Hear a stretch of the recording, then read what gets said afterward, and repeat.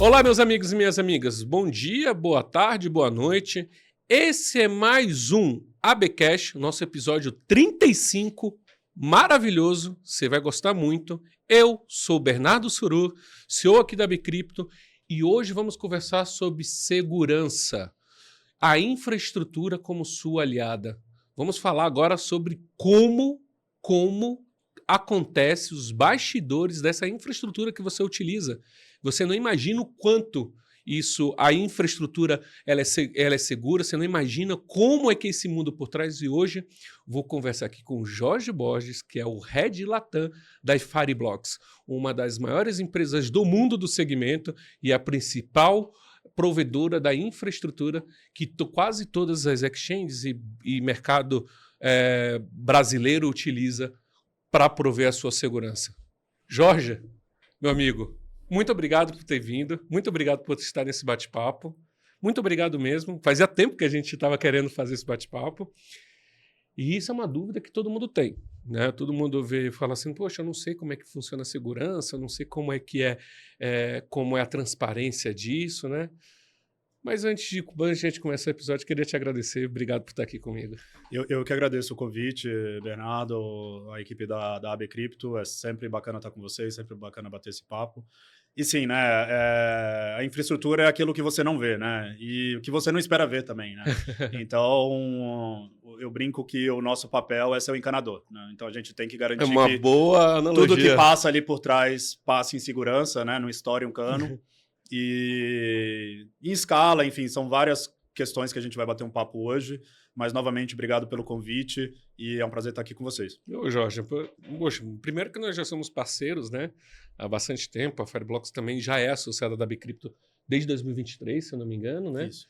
Foi até anunciado num evento que foi excelente, promovido, né, em conjunto com a CVM, com a Fireblocks. Foi maravilhoso, uma parceria muito frutífera, né?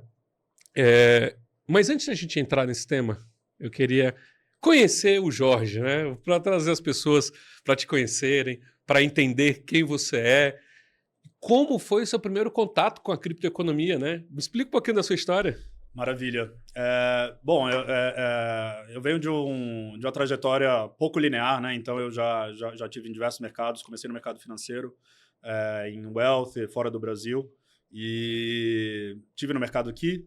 E depois fui migrando para full tecnologia, em Big Data Analytics, em cibersegurança, e em IA, antes de IA, né, visão computacional, todas essas coisas legais que você vê, de reconhecimento facial, entre outras coisas. Que legal, isso eu não sabia. E a blockchain veio até mim nesse caminho, nessa jornada. Então, não foi algo relacionado a cripto. Infelizmente, eu não sou... Não foi com aquele propósito de investimento, compra aqui Bitcoin. Infelizmente, eu perdi essa janela, né, de ser um crypto degen e ajudar, né, a plantar a sementinha lá atrás. Mas eu estou envolvido com blockchain desde 2017. Comecei num foco mais ali relacionado a supply chain, ao registro em si, né?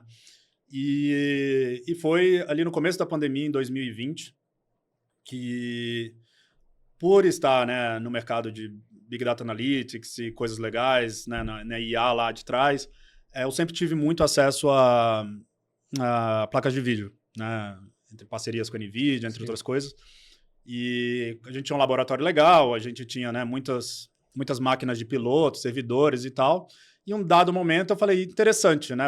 A blockchain eu já conheço, mas como é que eu entendo um pouco mais do que está acontecendo com cripto, né? Eu acho que 2020 estava com a pandemia vindo, deu um bump ali, né? Deu um boom ali, né? Boom. Falei, interessante, como é que eu consigo entrar nisso, né? E tendo acesso a tantas placas de vídeo, a primeira coisa que você faz é... minerar. Vamos minerar. E era engraçado porque também, né, você fica ali montando isso, eu tinha que me ajudar. Mas você tinha isso em casa? Não, no laboratório. No laboratório. Então, mas assim, eu tinha placas super poderosas que para processar a inteligência artificial era perfeito, mas em questão de mega hashes, etc, era ridículo, né? Porque elas não eram feitas para isso. Mas eu queria ter o skin in the game e testar. E foi super importante, porque ali eu tive o primeiro contato com cripto, né? Como montar a carteira, enfim, a questão dos blocos e etc. E foi o primeiro, e eu acho que todo mundo que entrou nesse mercado, né, uma vez que você é mordido por esse bichinho, é difícil olhar para trás, né? E depois disso, eu vi que realmente estava começando a existir uma demanda, né, de trazer um approach mais institucional para esse mercado, e eu vi uma janela para poder entrar. E quando eu comecei, eu olhava, né, minha interação com a carteira, e lógico, né, você tem N maneiras de fazê-la com você mesmo, né, na autocustódia, mas vindo do mercado, né, financeiro, a primeira coisa que eu perguntei é quem é o guardião disso tudo, né? E mal sabia eu que um ano depois Olha que eu legal. estaria trabalhando na infraestrutura que garante tudo isso. Então, o gênesis, né, da minha relação com a blockchain, com cripto, vem daí. Não, isso. E a gente está falando isso em 2020. 20, 21. 21. Já tava já vendo inteligência artificial, justamente que daí que vem as placas. Sim, cara, eu acho que outra coisa que blockchain, cripto me traz muito prazer é o sentimento de estar no lugar certo na hora certa, né? Talvez com a inteligência artificial fosse muito cedo, né? Sim. A gente fazia coisas muito legais lá atrás, mas desde quando eu fui mordido por esse bichinho e entrei no mercado de cripto, o sentimento sempre foi de estou no lugar certo na hora certa. E desde então, estamos aqui felizes. Que animal, que animal. E me conte um pouco uma coisa, para a gente poder começar aqui a balizar a nossa conversa. O que é Fireblocks? Né?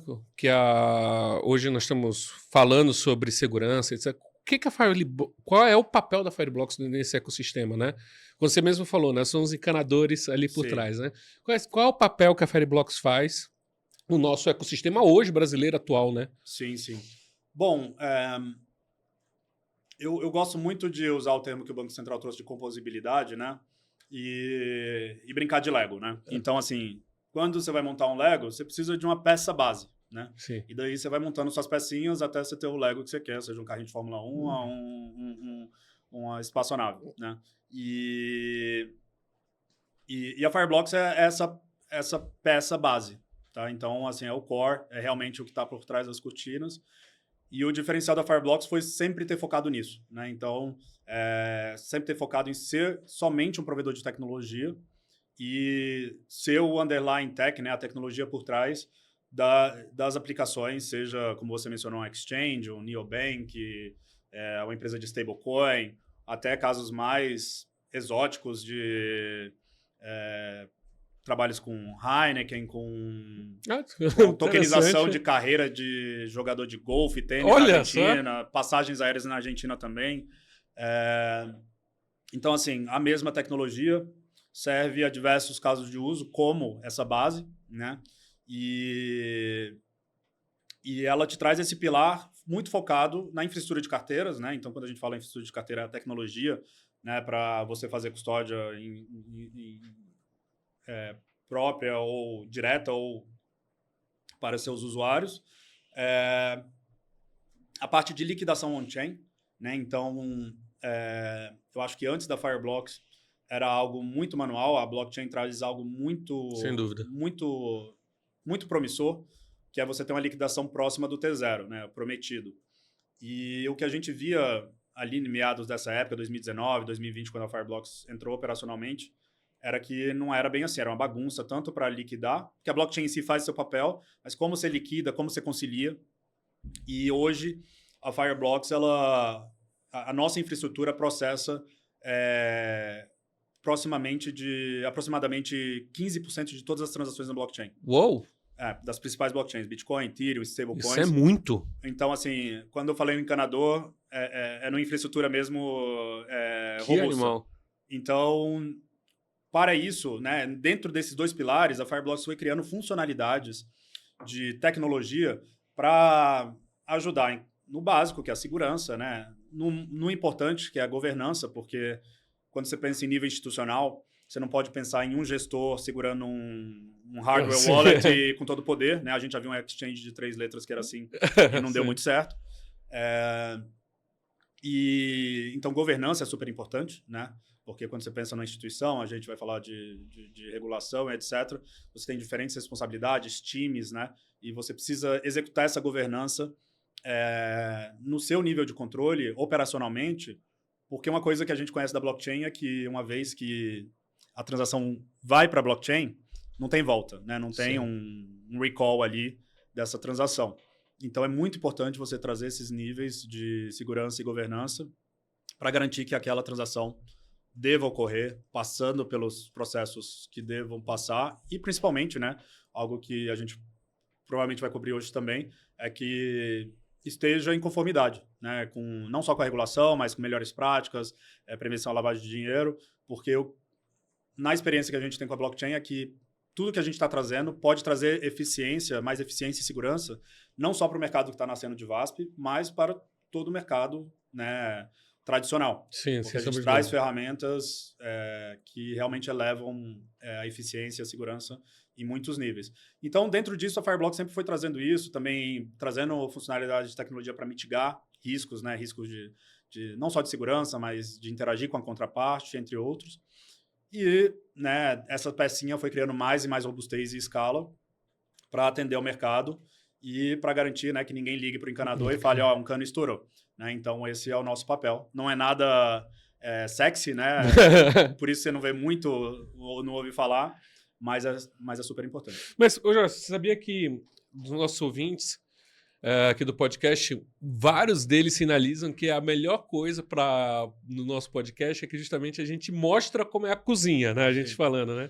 E teve até o Charles, da K-Invest, que teve aqui, ele estava explicando como funciona prover liquidez para o mercado. E várias pessoas entraram em contato e falaram, cara, eu não tinha a menor noção que isso existia, que esse papel existia. E prover liquidez não vem de cripto, né? Não vem de cripto. E assim, então talvez por cripto, e tendo alguém como o Charles, né, que é uma pessoa fora da curva, explicando, hoje eles sabem como liquidez funciona e o que se aplica a cripto muito similarmente se aplica a qualquer outra coisa. O mercado de capitais, a tudo, né? A tudo. Bom, ontem, para quem está nos ouvindo, ontem foi dia... Deixa eu olhar aqui, porque eu sempre me perco. Dia 10. Né? Ontem foi segunda-feira, dia 10. Para vocês que estão nos ouvindo, pode ser que não seja ontem, já tenha passado alguns dias, mas o dia 10 de novembro, o Banco Central publicou as novas regras de VASP, né? Ou melhor, né? O VASP, para quem está nos ouvindo, é antigo como eu, vai imaginar que é aquela companhia aérea né? Que faliu, que acabou. Não é isso. O Banco Central criou a nova figura, né? Das empresas, dos intermediadores, das custodiantes, das exchanges, né? Criando ali uma categoria chamada VASP, que é Virtual Asset Providers. Eu acho que eles foram até inteligentes por causa, não sei se provavelmente não é por causa dessa confusão, mas eles denominaram, abrasileiraram, né? Abrasileiraram. Para PISAVES. Ou talvez seja porque eles não queriam que confundisse com a VASP. Pode ser. Bom, eu espero que a gente tome um rumo melhor, né, do que a VASP. Talvez fale assim, não vamos colocar o mesmo nome, porque colocar o mesmo nome pode... Não, esse mercado está só começando, está só decolando, né? Só está decolando. É um voo longo. O que você achou das normas? O que você... faz tempo que a gente está discutindo isso, já foram 7 consultas públicas, né? O que você tem achado de todo esse movimento? Olha, primeiro eu acho que foi bem tempestivo, né? Eu acho que para todos que estão acompanhando, a gente não combinou ter essa conversa depois que fosse publicado, né? Só aconteceu. E eu acho que todo o mercado ainda está digerindo. Mas como a gente tem acompanhado, né? Desde quando saiu a lei, sim. 2023, né? 2023, isso. 22 no final do ano. No final do ano. E o trabalho tem sido extenso, né? Então não foi nada que caiu do céu. Foi nada de novo, né? Não foi nada de novo. Eu acho que o Banco Central cantou bastante a bola, né? Trouxe diversas consultas públicas, ouviu o mercado e tá aí, né? Eu acho que a primeiro quando é trazido isso, né, para o mercado e é publicado, tá aí, as regras do jogo são essas. Eu acho que fundamentalmente elas são muito importantes e foram muito bem construídas, muito discutidas e o mercado ainda está digerindo, né? Sempre tem, né, aquele feedback mais acalorado e etc., mas as regras são essas. Como provedor de tecnologia, a gente não tem nenhuma agenda, nenhuma opinião em relação a isso, porque, né, independente do caminho que for, a nossa tecnologia tem que estar em conformidade e estar hábil, né, estar hábil para prover a tecnologia para o mercado. Então, com a gente, interfere pouco. Agora, lógico que interfere diretamente para os nossos clientes. E eu, né, como Fireblocks, como provedor de tecnologia, então a gente é neutro em relação ao que foi publicado, mas a gente acompanha com muito interesse, porque isso afeta os nossos clientes. E eu acho que fundamentalmente foram trazidas regras seguindo parâmetros globais, né, e sem inventar muito, né. Até agora eu não vi nenhum jabuti, né, Deu subindo jabuti, a né? árvore. Mas, então, fundamentalmente, foi muito boa. O que o mercado pode discutir é a dosimetria, né? E aí, isso vai, eu acho que além da discussão de cripto, porque a dosimetria, quando você fala de capital, etc., isso eu acho que é uma questão também tempestiva que essa publicação veio no momento onde o Banco Central estava reavaliando a exigência, né? E ela foi elevada e foi elevado bastante. Mas também, se fosse publicado um ano atrás, ia ter essa exigência. Ia levar do mesmo jeito, Eu né? sempre busco não levar nada para o pessoal, né? Porque, assim, não creio que tenha sido pessoal para o mercado de VASP, até porque hoje o que o Banco Central trouxe semana passada, né, nessa publicação da Resolução 514, né, do capital, foi equiparando por atividade e não por licença, Sim. né? E então é uma maneira de nivelar, de trazer essa nota de corte. A nota de corte, né, o mercado pode discutir se é alto ou baixo, Sim. é para o mercado discutir essa dosimetria, mas eu acho que foi um marco muito importante. O Banco Central tem trabalhado arduamente, a gente tem acompanhado os últimos 3 anos, né, uma equipe muito bem qualificada e com recursos limitados também, né, e eu acho que é um marco importante a gente ter publicado isso agora. Também, o Brasil não foi o first mover, né, não foi o primeiro, eu acho que a Europa setou o pace lá atrás, Estados Unidos trouxe o Genius Act, e o Brasil, acho que, como um mercado super desenvolvido, né, um mercado financeiro super desenvolvido em nível global, traz parâmetros aí que são regras claras, regras, eu acho, bem construídas para o jogo ser jogado, e o mercado vai buscar se adaptar, discutir, buscar uma reavaliação, aí eu não sei, aí foge da nossa competência como provedor de tecnologia. Bom, vou fazer então spoiler aqui para a gente colocar, né? Vai ter um evento, né? Online, né? Com Sim, também eu representantes do acho Banco Central. que o timing foi... Ah, não, isso não pode ter sido. Isso não pode ter sido Foi, um acaso. eu acho que tudo que você programa com muita antecedência, você tem Você tem 50% de chance de bater numa chances. data relevante ou não, principalmente vindo no mercado de cripto, né? Que E toda principalmente hora. no final do ano, É, né? Principalmente no final do porque eu ano. posso vir aqui e falar dos eventos que a gente já fez, que teve all-time high, etc. É porque nesse nosso mercado a gente vive ano de cachorro mesmo, acontece muita É coisa há muito tempo. verdade. E coincidiu da publicação ter sido ontem. E na semana que vem a gente já tinha agendado uma live, um webinar com o Banco Central, né, com o time do Denor, do DREG, para bater um papo. Era muito sobre a expectativa, né? Agora é sobre o que foi publicado, então acho que vai ser um fórum muito importante para entender melhor. E a gente vai aproveitar essa oportunidade para bater um papo com eles, para eles esclarecerem um pouco mais e para perguntar uma ou outra questão pontual, né, que o mercado está trazendo para um melhor entendimento. Né? Ainda Que é tudo legal. muito novo, mas eu acho que a iniciativa é bacana e que, né, eu acho que coincidiu legal e vai ser um fórum bacana para a gente discutir e ouvir deles um pouco do que e por quê. A pessoa se registra onde? Registra onde para participar desse webinar? No próprio site da Fireblocks? Tem um link, eu vou compartilhar com você e você compartilha Compartilha. Vai estar aqui no nosso canal. com o público. E é um link que está aberto, é uma live online, vocês podem se registrar e acompanhar a sessão, né? E espero que seja de bom proveito para todos e com certeza, né, esclareça um pouquinho mais dessa base, né, que foi trazida, né, dessas regras e que daí em diante a discussão continue, né? E não só discussão, né? Eu acho que agora não é muito sobre discussão, porque as consultas já Já aconteceram. Agora aconteceram, né? é muito mais entender a regra para ver Esclarecimento, né? como você pode estar em conformidade para aplicar, para continuar, para aqueles que já têm operação continuem operando e apliquem a licença, e para aqueles que querem iniciar também apliquem a licença e busquem a licença de PSAV no futuro. Tem muita gente tá, pô, gente, participem, são vagas limitadas, né? Sempre Sim. bom lembrar. O link vai estar aqui embaixo do nosso episódio. Vai lá, clica, se registra, corre para fazer isso. É um evento muito importante. É a primeira live com o Banco Central.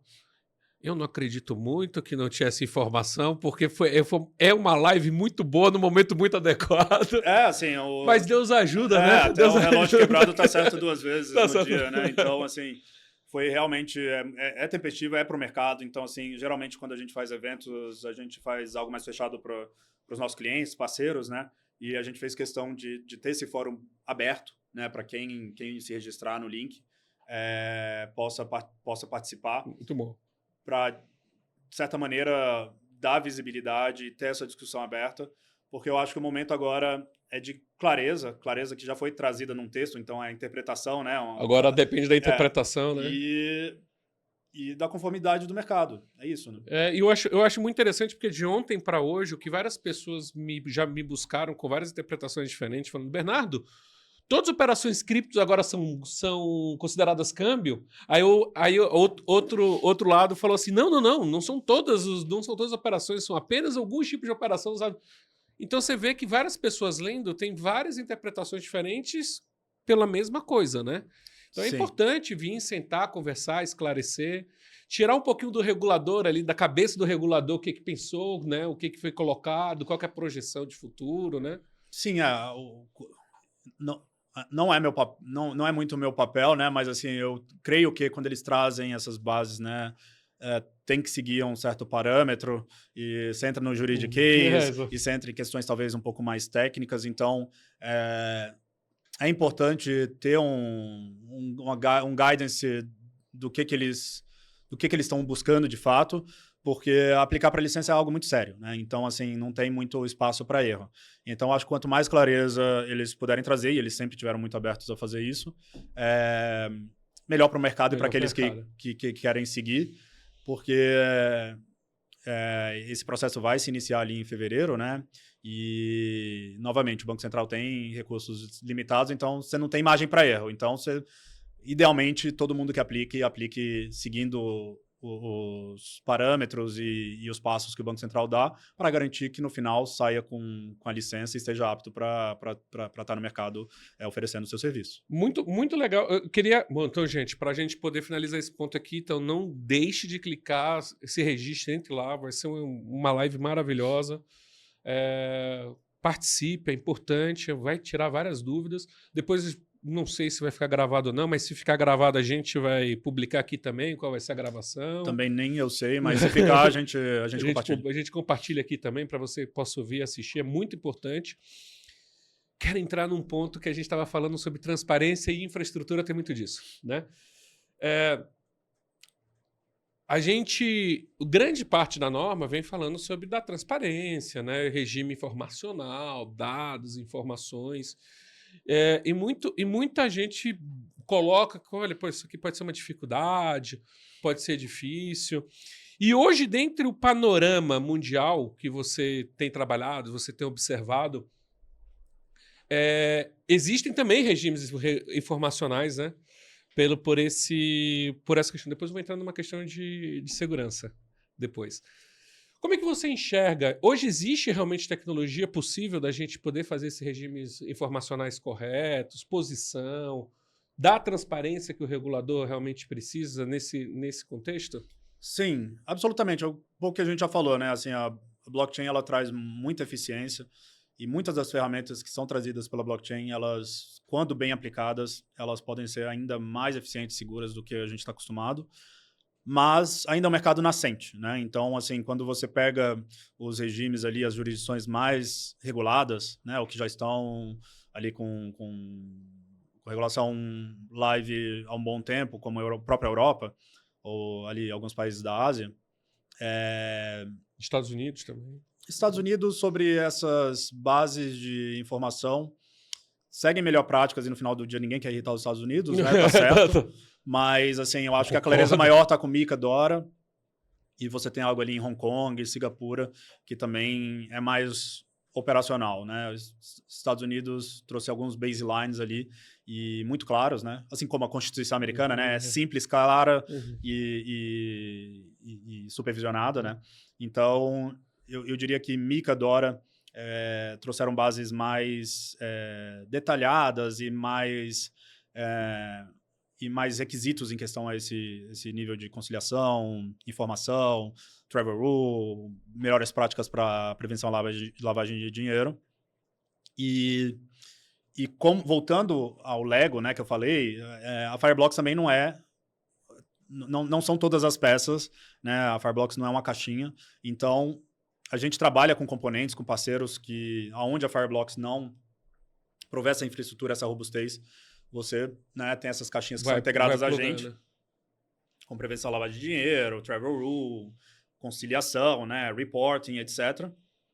Existem sim soluções super aptas para auxiliar esses players, né, essas empresas que vão estar ali licenciadas, a fazer todo esse serviço, né? Então, assim, você não precisa se preocupar na complexidade de fazer tudo isso em casa. Pode fazer, né? Ninguém impede. Sim. Mas existem ferramentas para te auxiliar nisso. Quando você fala, por exemplo, de Travel Rule, é algo muito novo que ainda está sendo construído ainda, construído, né? Então, você vê na própria Europa a aplicação, né, das regras de Travel Rule ainda são um pouco...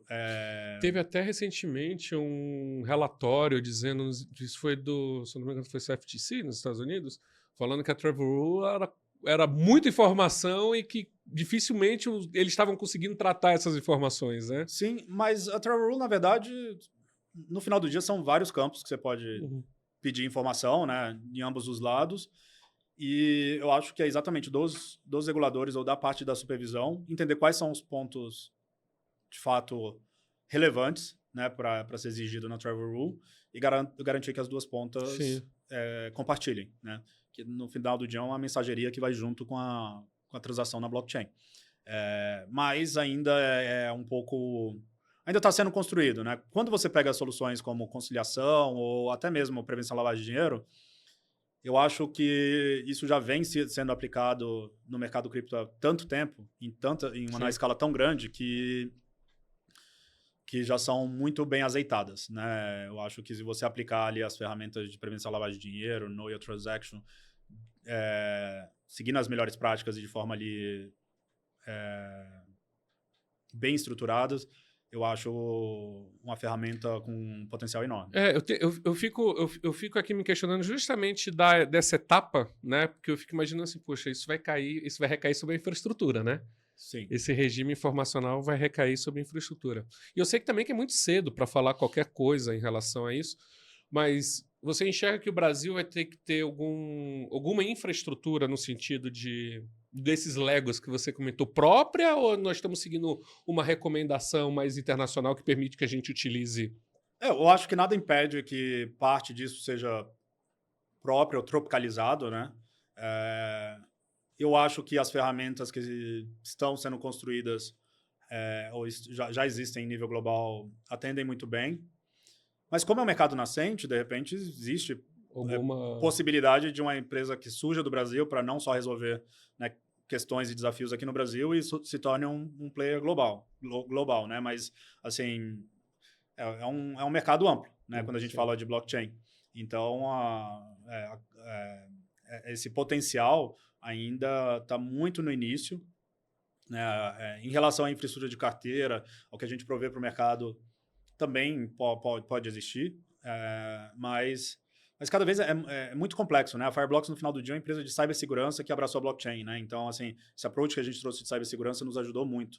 E eu te falo que é um trabalho complexo para fazer esse encanamento em escala e nesse nível que a gente opera hoje. Bom, eu queria até falar sobre isso, sobre segurança. Vamos entrar sobre segurança, que eu acho que...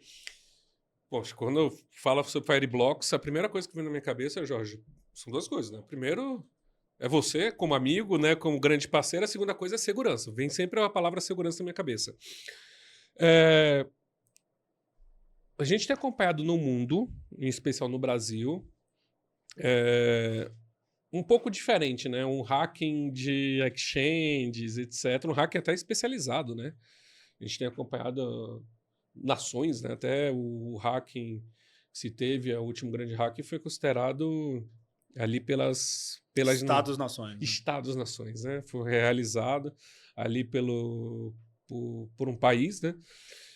Onde foi feita uma engenharia complexa, né? De poder pulverizar, né? De poder, enfim, de fazer todo esse trabalho.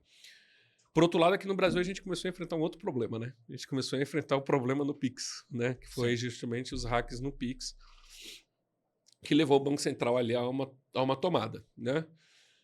Bom, dentro do panorama que você observa, né? E ali o panorama internacional versus brasileiro. A gente teve problema com o Pix, mas não teve problema de hack e exchange, né?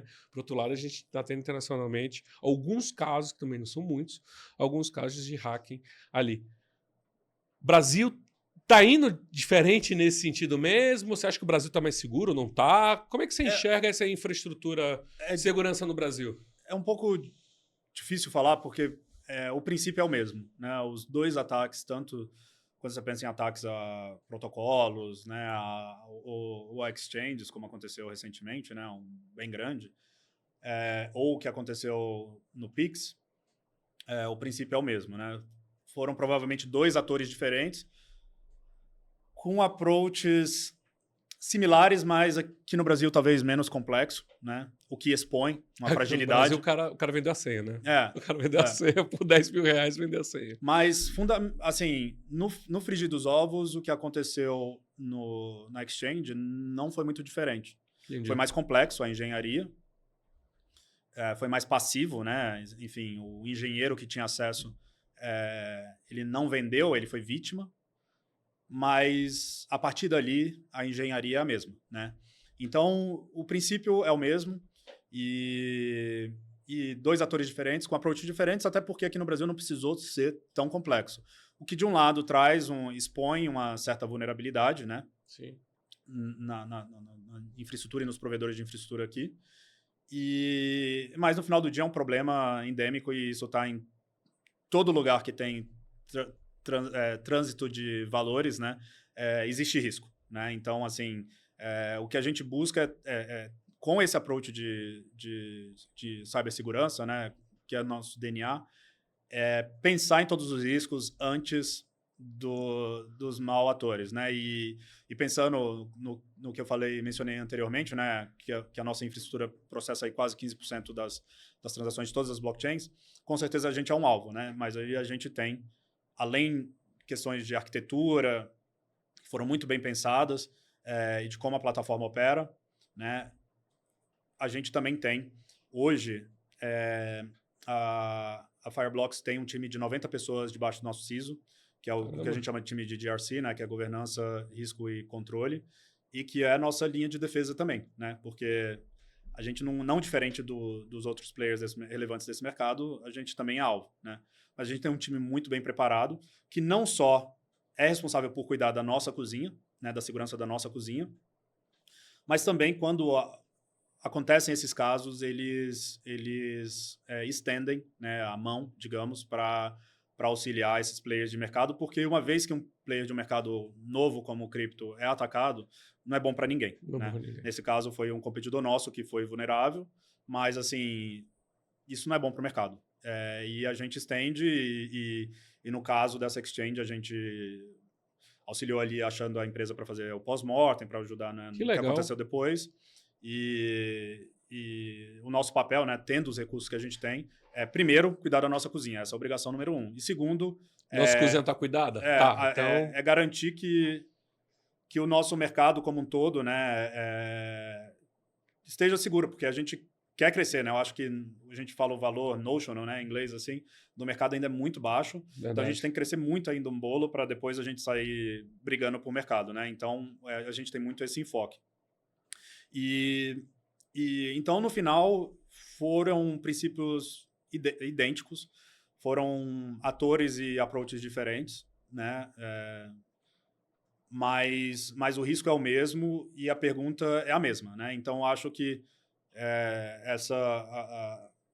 a publicação, né, da regulação das VASPs é importante porque nos dá a chance de mostrar um pouco de como é o nosso approach em relação a sendo um provedor de tecnologia, como é o nosso approach, e que espero que beneficie todo o mercado, não só de cripto, mas tradicional, e que a gente também aprenda com eles, porque tem muita coisa bacana que a gente tem conversado com bancos, FMIs, nos últimos 3 anos, que a gente tem aprendido bastante em relação a melhores práticas, e até com reguladores, né? Então, assim, a gente teve uma experiência bacana na Europa, na Alemanha, sendo auditado por um regulador, e a gente aprende sempre bastante. Esse é um ponto bom, né?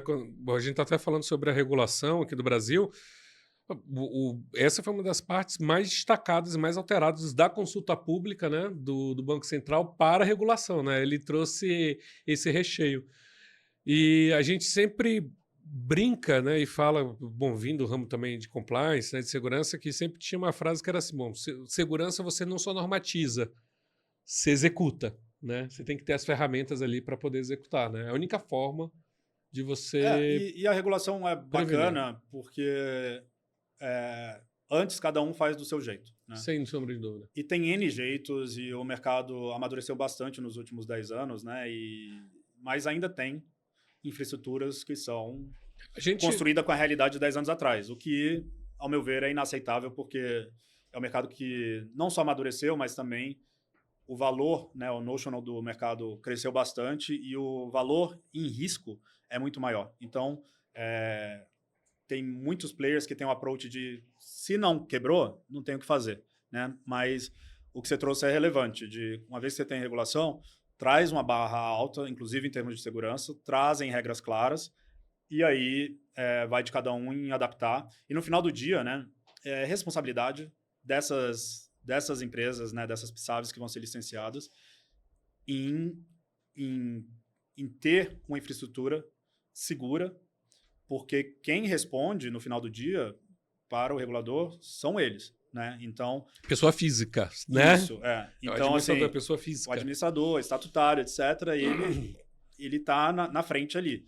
Então, é bom para a gente? Sim, porque, primeiro, abre um novo mercado e no novo mercado, com regras claras, a nossa infraestrutura, né, estando em conformidade como ela está, abre um mercado endereçável ali para a gente que é legal, mas ao mesmo tempo traz regras claras para todo mundo, as mesmas regras, e o pessoal tem que se adaptar, porque no final do dia o risco, né, tá na sua empresa, né, tanto reputacionalmente Sem como sombra de dúvida. operacionalmente, como balanço, até a pessoa física que responde pela empresa. Você tem acompanhado no mundo, né? Você é um head Latam, né? Então tem acompanhado mais Latinoamérica, mas imagino que você também tem acompanhado a evolução da criptoeconomia no mundo. Como é que você acha que vai ser a criptoeconomia no mundo, tirando o Brasil nesse momento, né? A gente está falando de momentos regulatórios, né? Do Brasil, mas para onde que você acha que está indo a criptoeconomia no mundo e sua adoção? Bom, eu me sinto privilegiado na posição que eu estou, porque a Fireblocks como uma empresa global, né, e com a presença, a capilaridade bem interessante no resto do mundo, eu acabo vendo o que acontece no mundo inteiro, né? A gente tem acesso a essa informação e é muito do nosso interesse para acompanhar, mas também é muito do interesse de outras regiões de saber o que está acontecendo na Latam. E aqui no Brasil, principalmente, porque o Latam em geral, mas o Brasil especificamente é tido como um dos mercados mais com um ecossistema mais aberto, né, Que legal. e mais desenvolvido nesse mercado. Então, sim, eu tenho esse privilégio e acho que está indo para um caminho, para um caminho muito interessante em termos de oportunidades e possibilidades. Eu acho que no final do dia, né, a blockchain ela muito mais do que só criptoativos, ou o que vai tokenizar, ou stablecoins, ela tem sido reconhecida por grandes players, né, no mundo inteiro, grandes bancos, grandes infraestruturas de mercado, governos, como uma nova interface para a economia. Então, no final do dia, a gente espera que essa tecnologia sensacional, que é a blockchain, esteja por trás não só do Bitcoin, que vai a 1 milhão algum dia, né, até outros tokens ou stablecoins e que a gente tokenize produtos financeiros, mas com essa jornada, ela seja parte importante da interface, né, da espinha dorsal da economia global. Isso a gente já começa a ver muito, porque você vê o mercado cripto, né, criptonativo, vamos chamar assim, Bitcoin, Ethereum e os tokens que nasceram desse mercado com valor aí próximo de 4 trilhões, né, de dólares. Mas no final do dia, o mercado de real estate em Nova York é de 6 trilhões de dólares, entendeu? Então, acho que a gente tem muito valor né? para destravar. A gente tem um cliente nos Estados Unidos que a gente está fazendo um projeto legal que eles processam 7 trilhões por dia como infraestrutura de mercado, né, no mercado tradicional. Sim. Então, tem um valor imensurável para a gente destravar, trazendo a blockchain por trás, né? E eu acho que o interessante do cripto e de como o Bitcoin vai 1 milhão e acima disso é como essa conversão, essa interoperabilidade entre esses mundos vai ser abstraída, né? E a gente não discuta mais o que é on-chain, o que é off-chain, tudo vai para on-chain, e essa conversão, essa conversão e essa interoperabilidade seja nativa e atômica, digamos, né? Sim. Que o usuário final ele possa ver aquilo e consumir de uma forma que para ele tanto faz o que está por trás, contanto que ele tem acesso a melhores produtos, né? Seja rápido, né? Exato, e 24/7. Então, assim, a gente começa a ver isso em alguns clientes super interessantes que a gente tem. Né, eu acho que as fintechs e os neobanks globais, eles acabam sendo mais ágeis em relação a experimentar e colocar isso em produção. Então, tem um caso global, mas que na Europa eles lançaram na mesma plataforma, são um dos maiores em tudo, em equities, em cripto. Eles lançaram equity tokenizada, os neobanks que a gente vê, a questão do cross-border, né, contas globais e etc.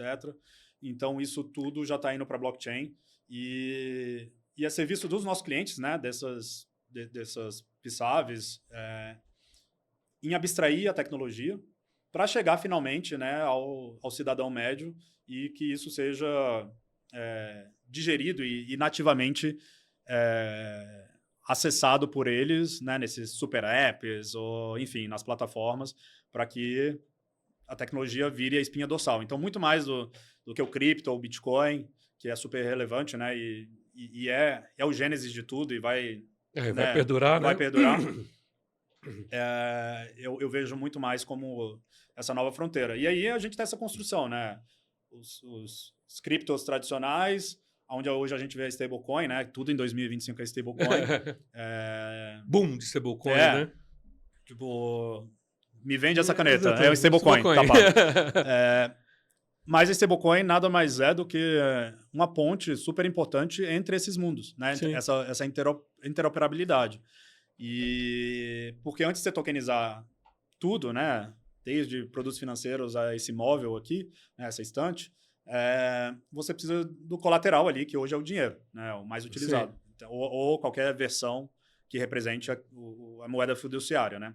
Então assim, a minha visão, né, também, brincando aqui de futurologia, é esse o caminho, mas a gente já começa a ver grandes players tanto no mercado tradicional, indo pelas fintechs e o mundo cripto. Tem muita empresa no mundo cripto que está trazendo isso, que entendeu e está trazendo isso como um approach, e são as que mais estão crescendo hoje globalmente, na minha visão. Brasil, eu gostei muito da sua fala falando Brasil em foco. Para 2026, 2027, Brasil continua em foco? Sim. Para a Latam? Hoje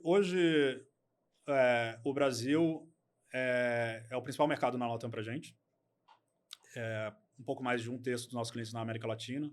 São aproximadamente, nesse momento, 150 clientes na América Latina. Então, uma boa parte está no Brasil. E é importante porque essas regras, trazendo clareza para o mercado, nos ajudam bastante, né?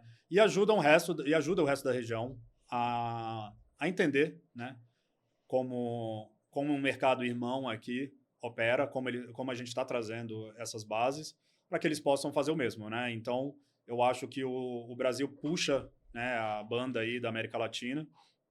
E nessas próximas 2 semanas eu vou estar na Colômbia e na Argentina também. E o pessoal já está perguntando sobre o que Como tá e sendo? eu acho ótimo, né? Porque antes eles ligavam para saber, não, o que é esse tal de IOF aí que tá alterando? E agora não. Pô, legal que foi publicado. Quando você estiver aqui, nos fale um pouquinho sobre quais foram as regras, etc. E da mesma maneira que a gente tem uma relação bacana com o Banco Central, né? De ser ouvido e de ouvir. A gente tem o mesmo em outros países da América Latina, na Argentina, Chile e outros países, que essa informação ela tem que navegar, né? O Brasil abriu o caminho, tem como fazer, e eu acho que todo o mercado se beneficia de trazer regras, né? Então o Brasil tropicalizou, né? Porque a gente fala muito, quando a gente fala do mundo fora da Latam para a Latam, a gente fala, né, se você copiar e colar, não dá certo. Mas você tem que tropicalizar, né? Então o Brasil tropicalizou as regras, né? Fez uma receita que eu acho que é uma boa base aqui para o nosso mercado. E a gente tem outros mercados que estão crescendo bastante aqui na região, Colômbia, Argentina, México, Chile, que podem se beneficiar do que o Brasil fez. E o Brasil continuar sendo o first mover aí, né, em relação à tecnologia e mercado financeiro e inovação. E o Banco Central do Brasil ser, né, o agente que destrava, né, novos mercados na América Latina. Tô saindo esperançoso, hein, desse bate-papo, hein? Tô saindo com bastante... Cara, assim, é porque a empolgada. gente às vezes fica muito focado, que a gente tá tão imerso ali, imerso né? aqui na nossa realidade, que quando a gente sai desse ponto de vista, né, para um ponto mais alto ali, 10 mil pés, e é isso, você está num outro país da América Latina, você está fora do Brasil, na Europa, nos Estados Unidos.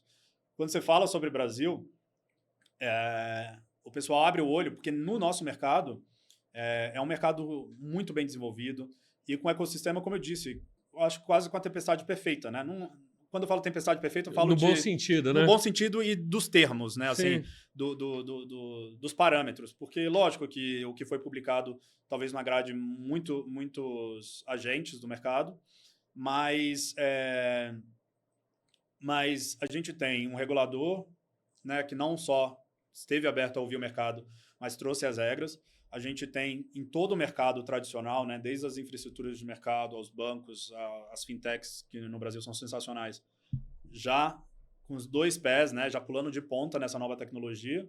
As iniciativas de cripto aqui, as grandes cripto exchanges que nasceram aqui no Brasil, as iniciativas menores, existe um ecossistema muito vivo, que lá fora não existe. Né? Entendeu? Talvez você possa ver, acho que nem chega perto ali. No Sudeste Asiático tem algo muito nascente, mas não tão aberto, assim, lá no Sudeste Asiático não estão tokenizando certas coisas que a gente faz aqui, é mais fechado em tesourarias de cripto, etc. Sim. Você vê na África, hoje, cripto já é utilizado em Gana, Nigéria, por mais de 30% da população no dia a dia. E a Nigéria é um país com a população do tamanho do Brasil, né? Então, assim, tem um impacto muito grande. Mas como a economia desenvolvida no Brasil, onde, né, não é uma economia pequena, e com todos esses players e agentes envolvidos em torno de uma agenda propositiva e para fazer, né, de execução, é difícil achar fora do Brasil. Então, eu sou otimista, mas eu sou cético otimista também, né? Porque quantas vezes a gente já viu o Brasil, né? A gente com a bola na marca do pênalti ali, sem goleiro, e a gente já isolou. Já isolou algumas vezes, né? Mas sigo, depois dessa publicação, sigo otimista e eu acho que vai ser boa para o mercado, sim. Jorge, se as pessoas quiserem entrar em contato com você, Instagram... A gente é empresa B2B, LinkedIn. né? LinkedIn. Eu estou no LinkedIn, a gente... Nós postamos algumas coisas bem relevantes para o mercado de vez em quando, inclusive o convite para o webinar que terá semana que vem. A Fireblocks, o melhor canal é o site. A gente tem... você pode demonstrar interesse via site e aí ele articula diretamente para alguém na equipe que possa entrar em contato. E estou sempre em eventos, né? A gente sempre se encontra em eventos, então se me vê em eventos, pode chamar, pode convidar para um café que eu estou sempre aberto a bater um papo. Maravilha. Muito obrigado, meu amigo, por ter vindo. Muito obrigado mesmo por aceitar o convite. Muito obrigado por esse bate-papo. Saí aqui com uma visão interessante que eu não tinha, né? Como o papel do Brasil nesse contexto todo e como é que a gente olha. Poxa, isso é muito importante. Espero que vocês também tenham gostado. Siga aqui a Bicrypto nas redes sociais, @Bicrypto, em todas as redes. Usa o mesmo nome, @Bicrypto em todas as redes. Vai no Instagram, no Facebook, no Twitter, que eu não consigo ainda chamar de X. Fica estranho, né? X, né? Eu chamo pão de açúcar de jumbo ainda. Então, siga a gente aqui nas redes sociais, nos nossos canais também de streaming, no YouTube, no Spotify, no Deezer. Sim, a gente tem Deezer, até Deezer. Apple Podcast. Estamos aqui presentes, @Bicrypto. Muito obrigado pelo dia de hoje. Fica para a próxima. Até já.